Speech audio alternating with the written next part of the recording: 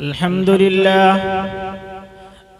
لله نحمده ونستعينه ونستغفره ونؤمن به ونتوكل عليه ونعوذ بالله من شرور أنفسنا ومن سيئات أعمالنا من يهده الله فلا مضل له ومن يضلله فلا هادي له ونشهد أن لا إله إلا الله وحده لا شريك له وأشهد أن محمدًا عبده ورسوله وقال تعالى قل إن كنتم تحبون الله فاتبعوني يحببكم الله وقال النبي صلى الله عليه وسلم كل مولود يولد على فطرة الإسلام أو كما قال عليه الصلاة والسلام.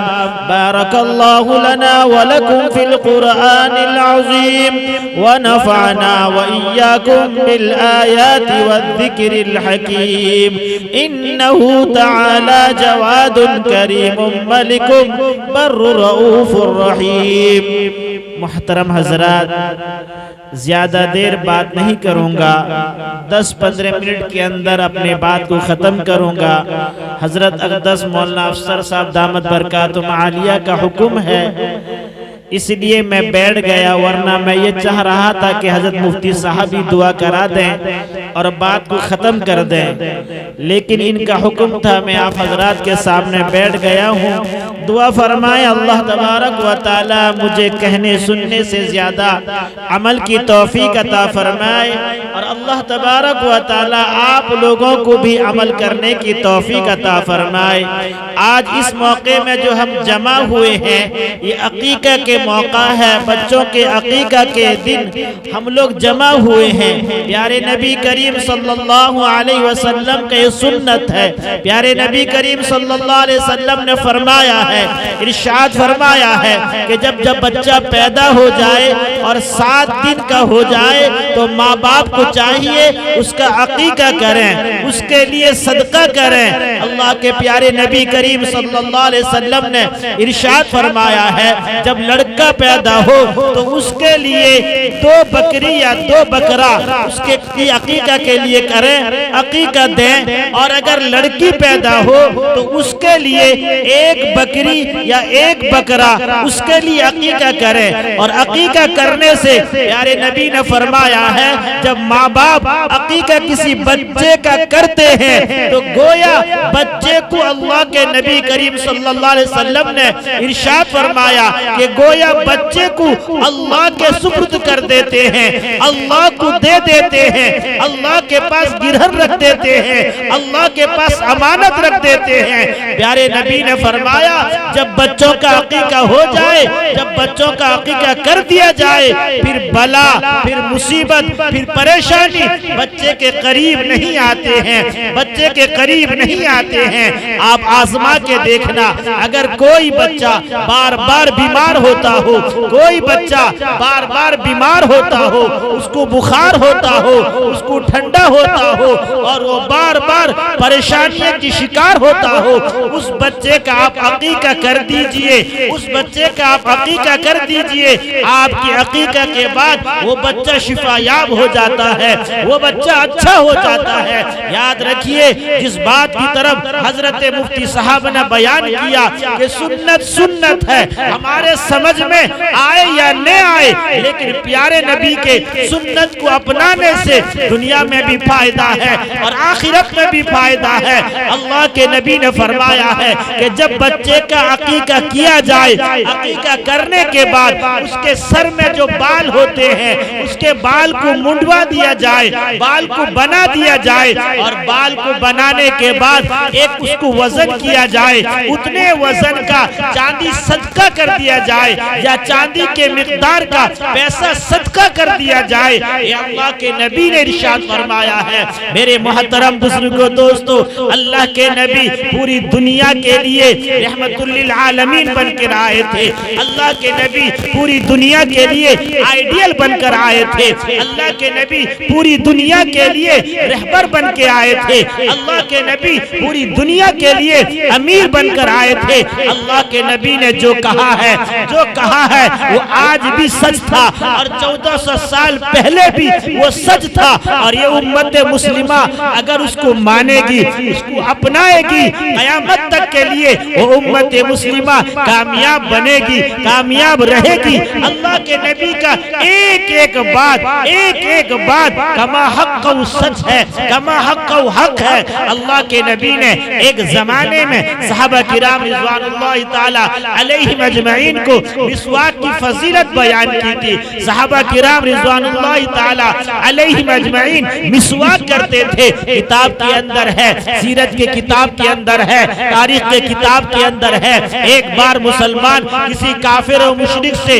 لڑائی کرنے کے لیے گئے تھے، جہاد کرنے کے لیے گئے تھے۔ کافر و مشرکین کے ساتھ جہاد کرتے وقت مسلمان 2-3 دفعہ ہار جاتے ہیں۔ ایک صحابی کھڑے ہوتے ہیں کہ آخر وجہ کیا ہے کہ جب ہم 313 تھے، ہزاروں کا چھکا ہم چھڑا دیے تھے، غزوہ بدر میں ہم نہیں ہرے، غزوہ حنین میں ہم نہیں ہرا، ہم نے کسی موقع پر ہم نہیں ہارے۔ آج کیا موقع ہے؟ آج کون سا دن آ گیا؟ کیا معاملہ ہو گیا کہ آج ہم ہار رہے ہیں، جیت نہیں رہے ہیں؟ ایک صحابی کھڑے ہوتے ہیں، کہتے ہیں کہ ہم نے ایک سنت کو چھوڑ دیا ہے۔ صحابی پوچھتے ہیں وہ کون سا سنت ہے؟ وہ صحابی کہتے ہیں کہ ہم لوگوں نے مسواک کے سنت کو چھوڑ دیا ہے، جس کی وجہ سے ہم ہار رہے ہیں، جس کی وجہ سے ہم شکست کھا رہے ہیں۔ تو سبھی صحابی ایک وقت میں مسواک توڑنے کے لیے جاتے ہیں، مسواک ڈھونڈنے کے لیے جاتے ہیں، اور درخت میں چڑھتے ہیں، مسواک کو توڑتے ہیں۔ کتاب کے اندر لکھا ہے کفار و مشرکین دیکھتے ہیں کہ آج کے دن میں یہ مسلمان، یہ صحابی یہ درخت کے اوپر چڑھ کر ٹہنی کو توڑ رہے ہیں اور چبا رہے ہیں۔ ایک کافر نے آواز لگایا کہ اب میدان چھوڑ دو، اس لیے کہ مسلمان غصہ ہو گئے ہیں اور مسلمان درخت کو کھا رہے ہیں، ایسا نہ ہو ہمیں کھا لیں۔ کتاب کے اندر لکھا ہے میرے محترم بزرگوں دوستو، سب یہودی سب کفار و مشرک میدان چھوڑ دیتے ہیں۔ ایک ایک سنت پر ہماری زندگی کامیابی کی طرف جائے گی۔ پیارے نبی نے فرمایا ہے کہ ماں باپ اپنے بچوں کو جو عطیہ دیتے ہیں، جو ہدیہ دیتے ہیں، جو اچھی بات بتاتے ہیں، جو کچھ دیتے ہیں، اس میں 3 چیز بہت اہم ہے۔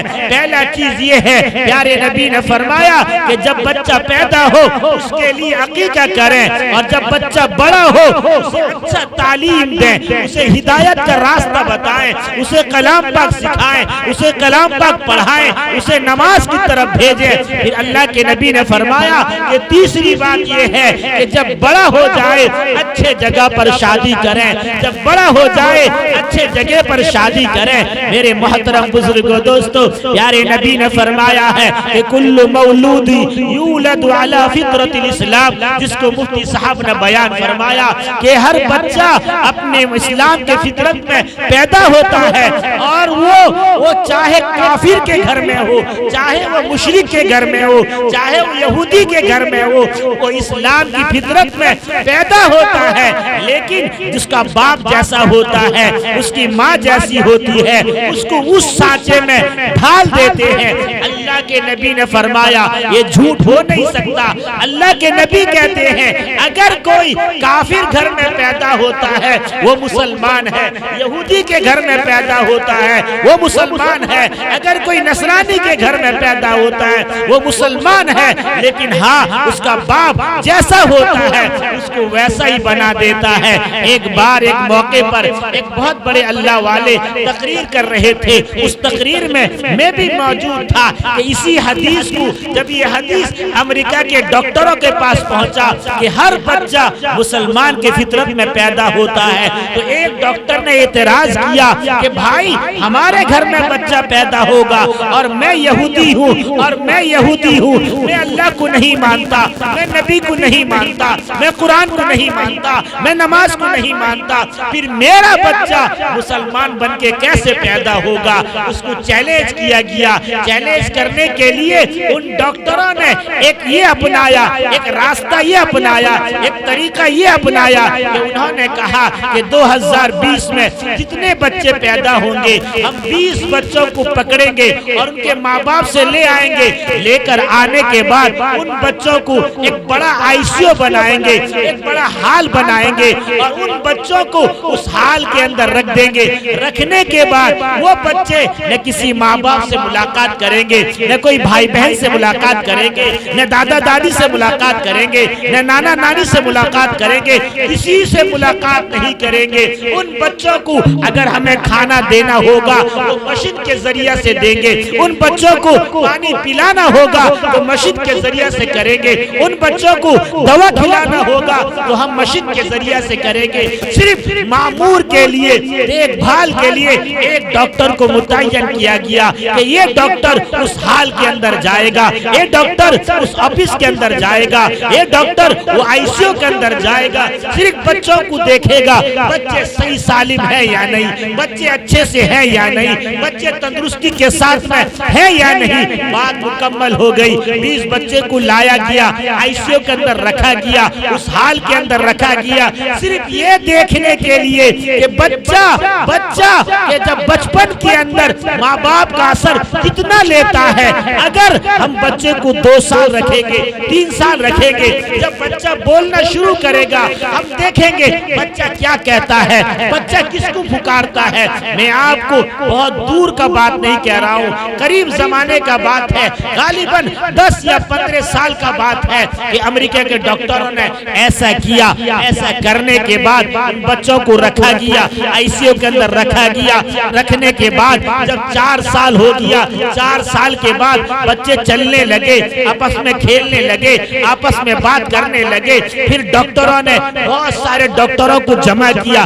جمع کرنے کے بعد اس حال کے اندر گئے، جب حال کا دروازہ کھولا، ICU کا دروازہ کھولا، ایک وقت میں 20 ڈاکٹر داخل ہوئے۔ یہ بچے اپنے زندگی میں اتنے آدمیوں کو دیکھا نہیں تھا، کسی کو پہچانتے نہیں تھے۔ بچوں نے جب دیکھا اتنے آدمی ایک ساتھ میں ICU کے اندر آ رہے ہیں تو بچے کو زبان سے سب سے پہلا جو الفاظ نکلا تھا، پہلا جو کلمہ نکلا تھا وہ تھا قل هو اللہ احد اللہ الصمد لم یلد ولم یولد ولم یکن له کفوا احد۔ اس دن سے وہ ڈاکٹر مان گئے کہ جو پیارے نبی نے، جو محمد عربی نے کہا ہے کہ ہر بچہ اسلام کے فطرت میں پیدا ہوتا ہے، اس کا باپ جیسا ہوتا ہے اس کو ویسا ہی بنا دیتا ہے۔ ہمارے بڑے فرماتے ہیں مسلمان گھر میں بچہ مسلمان بن کر پیدا ہوتا ہے، ہاں اس کا نشو نما اس کے باپ کے حیت میں ہو جاتا ہے۔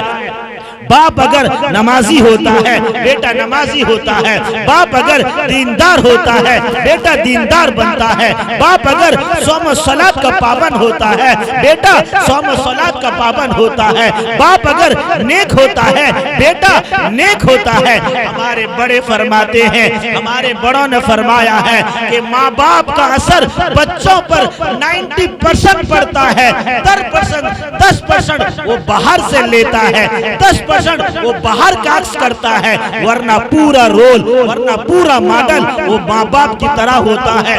ماں باپ جیسے ہوتے ہیں، ماں باپ جس طرح کے ہوتے ہیں بچہ اسی طرح کا ہوتا ہے۔ پیارے نبی نے فرمایا کسی بچے کو تم برا مت کہو، اس لیے کہ اس سے پہلے یہ دیکھو اس کے باپ کا طریقہ کیسا ہے، اس کا باپ کیسا ہے۔ آج کے زمانے میں بہت بڑے اللہ والے، پیرانے پیر، پیروں کے پیر، حضرت اقدس مولانا پیر ذوالفقار احمد نقشبندی دامت برکاتہم عالیہ اس وقت پوری دنیا کے اندر چھائے ہوئے ہیں، پوری دنیا والے ان سے رجوع کیے ہوئے ہیں، پوری دنیا والے ان کا اتباع کرتے ہیں۔ انہوں نے اپنی کتاب میں لکھا ہے، انہوں نے اپنی کتاب میں لکھا ہے اگر کسی لڑکے کو دیکھنا ہے تو اس کے باپ کو دیکھو، اگر کسی لڑکی سے رشتہ کرنا ہے اس کی ماں کو دیکھو، ماں جیسی ہوگی بچی اسی چلن کی ہوگی اور باپ جیسا ہوگا بیٹا اسی حیت کا ہوگا۔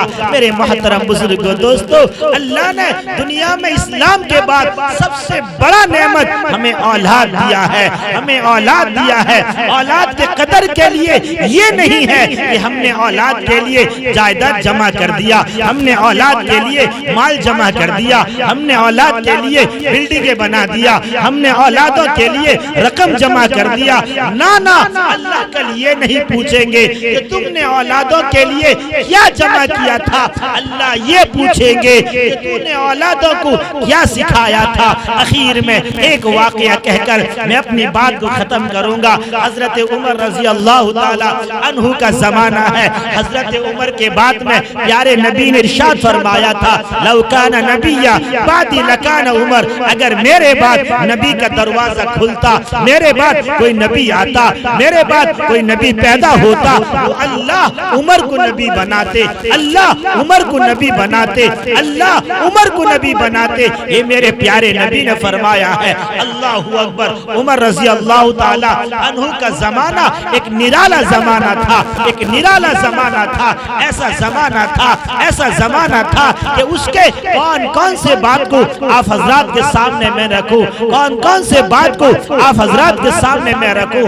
اللہ تبارک و تعالی نے حضرت عمر رضی اللہ تعالی عنہ کے زبان میں حق و صداقت کی بول لگا دیا تھا۔ اللہ تبارک و تعالی نے حضرت عمر کو وہ مقام دیا تھا کہ حضرت عمر رضی اللہ تعالی عنہ کے زمانے میں ایک آدمی آتا ہے، ایک ضعیف آدمی آتا ہے، ایک بوڑھا آدمی آتا ہے اور آنے کے بعد کہتا ہے عمر کچھ شکایت لے کر آپ کے پاس آیا ہوں، کچھ شکایت لے کر آپ کی خدمت میں آیا ہوں۔ عمر مجھے بڑی تکلیف ہے، میں در در کا مارا ہوا ہوں، میں ٹھوکر مارا ہوا ہوں۔ حضرت عمر پوچھتے ہیں کیا معاملہ ہے؟ وہ آدمی کہتا ہے عمر میرا ایک بیٹا ہے، بڑے ناز سے میں نے پالا، بڑے نخرے سے میں نے پالا، بڑے اچھے انداز سے میں نے پالا، پیار دے دے کر میں نے پیالا، جان کو قربان کر دیا، مال کو قربان کر دیا، خون کو پسینہ بنا دیا، ہڈیوں کو پرانا کر دیا۔ اے عمر میں بوڑھاپا میں پہنچ گیا ہوں، اے عمر میرے چلنے کی میرے اندر طاقت نہیں ہے، عمر میرے اندر بولنے کی صلاحیت نہیں ہے، عمر میرے اندر کھانے کی طاقت نہیں ہے، لیکن عمر آج میں اس موقع میں پہنچ گیا ہوں، اس حیت میں پہنچ گیا ہوں، لیکن میرا بیٹا میرے بات کو نہیں مانتا ہے، میرا بیٹا میرا فرما بردار نہیں ہے، میرا بیٹا میرا نافرمان بن گیا ہے۔ عمر اللہ اکبر۔ پیارے نبی نے فرمایا، پیارے نبی نے فرمایا تھا عمر جس راستے سے تو گزرتا ہے شیطان وہ راستہ چھوڑ دیتا ہے، شیطان وہ گلی چھوڑ دیتا ہے، شیطان وہ روڈ چھوڑ دیتا ہے۔ عمر کا یہ خوف تھا، شیطان عمر سے ڈرتا تھا۔ پیارے نبی کے زمانے میں ایک بار شیطان ملاقات کرنے کے لیے پیارے نبی کے پاس آیا۔ پیارے نبی نے پوچھا کہ شیطان سب سے پہلے سب سے بڑا دشمن تیرا کون ہے؟ شیطان کہتا ہے سب سے بڑا دشمن آپ ہیں۔ پھر پوچھتے ہیں پیارے نبی کہ میرے بعد سب سے بڑا دشمن کون ہے؟ شیطان کہتا ہے آپ کے بعد سب سے بڑا دشمن جس کو میں ڈرتا ہوں وہ ہے عمر، عمر سے مجھے بڑا ڈر ہے۔ اللہ اکبر۔ کیا مقام جس کو ڈر کے شیطان اپنا گلی چھوڑ دیتا تھا، شیطان اپنا رخ پھیر دیتا تھا، وہ عمر کے سامنے شکایت کے لیے ایک بوڑھا آتا ہے، اتنی ساری شکایت کرتا ہے۔ اس کے بعد میرے محترم بزرگوں دوستو حضرت عمر غصے میں آ جاتے ہیں، کہتے ہیں ابھی زمانہ پیارے نبی کے بعد دور نہیں ہوا ہے۔ پیارے نبی نے فرمایا تھا، پیارے نبی نے فرمایا تھا خیر القرون قرنی ثم الذین یلونہم ثم الذین یلونہم، سب سے بہترین زمانہ، سب سے بہتر زمانہ میرا زمانہ ہے، اور میں اس کے بعد میرے قریب والا زمانہ ہے، اس کے بعد میرا قریب والا زمانہ ہے۔ حضرت عمر کہتے ہیں ایسا ہو نہیں سکتا، ایسا ہو نہیں سکتا، اس زمین کے اوپر آسمان کے نیچے عمر جیسا انصاف کرنے والا آدمی، عمر جیسا انصاف کرنے والا شخص، عمر جیسا انصاف کرنے والا صحابی موجود ہے، ایسا ہو نہیں سکتا۔ حضرت عمر کہتے ہیں اے بوڑھا تو فکر مت کر، اے بوڑھا تو غم مت کر، میں تیرے بیٹے کے چہرے کو بدل دوں گا، اتنا درے لگاؤں گا، اتنا کوڑے لگاؤں گا، اتنا ماروں گا کہ وہ اپنے آپ کو بھول جائے گا۔ اتنا بڑا غلطی کیا ہے کہ وہ اپنے ماں باپ کے بات کو مانتا نہیں ہے۔ میرے محترم بزرگوں دوستو غور سے سننا، اپنی بات کو اسی واقعہ پر ختم کروں گا۔ وہ باپ کو حکم حکم دیتے ہیں، حضرت عمر حکم دیتے ہیں کہ جلدی سے جا، جلدی سے جا، اور اپنے بیٹے کو بلا کر لیا، اور باپ دوڑ کر جاتا ہے، جلدی جلدی جاتا ہے، تیز رفتار میں جاتا ہے، دوڑ کر جاتا ہے، بیٹے کو کہتا ہے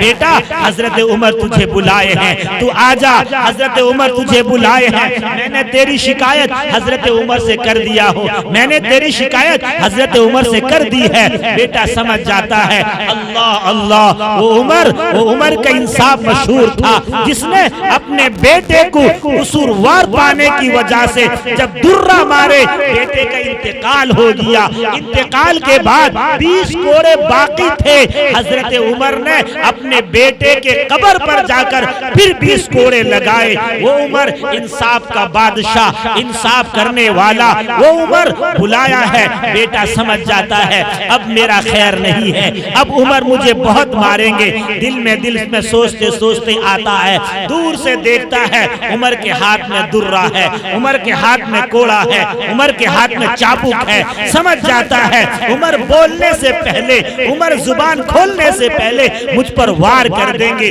دور میں تھا، کہا عمر ایک بار میری فریادی کو سن لیجئے، میں مانتا ہوں میں قصوروار ہوں، میں مانتا ہوں میں بیعت بھی کیا ہوں، میں مانتا ہوں میں نے گستاخی کی ہوں، عمر ذرا سے ایک بات کا جواب دے دیجئے، آپ کو جو سزا دینا ہو، آپ کو جو کرنا ہو، آپ کو مارنا ہو، آپ کو مجھے جو کرنا ہو آپ کر سکتے ہیں، ایک سوال کا جواب دے دیجئے۔ میرے محترم بزرگوں دوستو، وہ ایک سوال سنیے، حضرت عمر کہتے ہیں جلدی سے بول تیرا سوال کیا ہے، اور میں غصے میں بالکل پھول گیا ہوں، میں غصے میں لال ہو گیا ہوں، تو جلدی بول تجھے کیا کہنا ہے، اور سے سننا میرے محترم بزرگوں دوستو۔ وہ بچہ کہتا ہے عمر یہ بتائیے کیا باپ کا حق صرف بیٹے پر ہے یا بیٹے کا بھی کچھ حق باپ پر ہے؟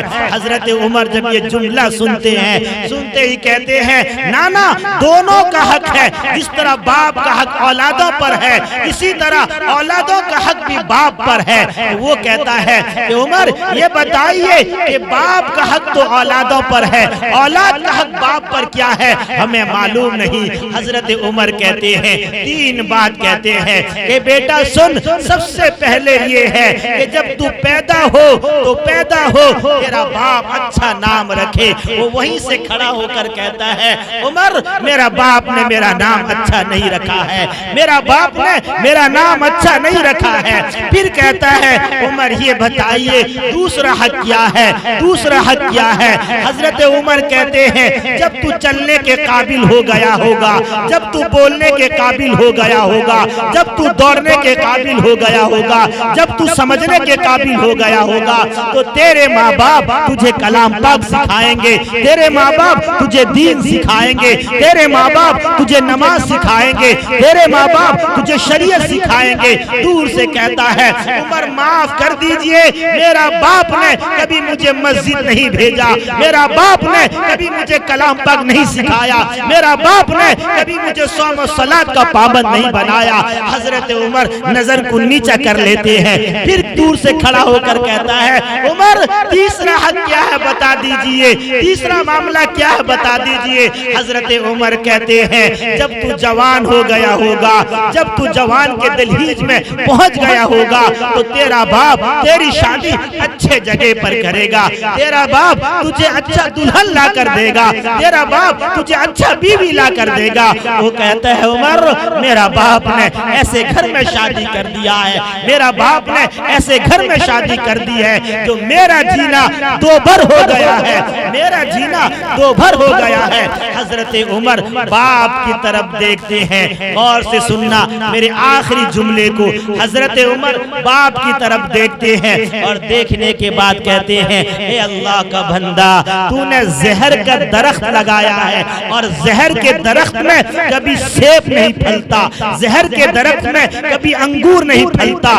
زہر کے درخت میں کبھی پپیتا نہیں پھلتا، زہر کے درخت میں کبھی بیدانہ نہیں پھلتا، تو نے جیسا درخت لگایا ہے تو ویسا ہی پھل پائے گا، اور کبھی بھی زندگی میں اس درخت سے سیب اور انگور کا تقاضا نہیں کرنا، سیب اور انگور کے بارے میں سوچنا ہی ہمت ہے۔ میرے محترم بزرگوں دوستو، اللہ نے ہمیں اولاد دیا ہے، اولاد کی صحیح تربیت کرنا ہمارے لیے ضروری ہے، ہمارے اوپر واجب ہے۔ میرے محترم بزرگوں دوستو، اللہ آج کے عقیقہ کرنے والے کو قبول کر لے، اللہ ان کے اولادوں کو تمام بلیات و آفات سے حفاظت فرمائے، اللہ اس گھر والوں کو تمام بلیات و آفات سے حفاظت فرمائے، اللہ ہم سبوں کے کہنے اور سننے کو قبول فرمائے۔ وما علینا الا البلاغ۔